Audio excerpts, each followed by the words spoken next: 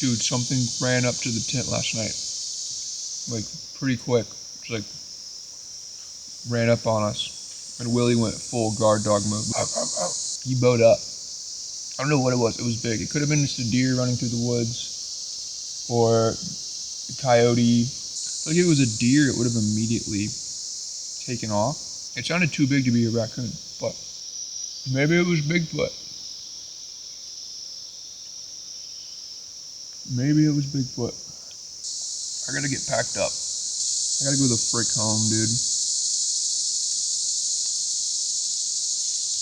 I haven't had phone service in over 24 hours, which is so sick, dude. Makes me want to get rid of my phone completely, but it's not realistic at all. A boy can dream. A boy can eat his oatmeal and dream.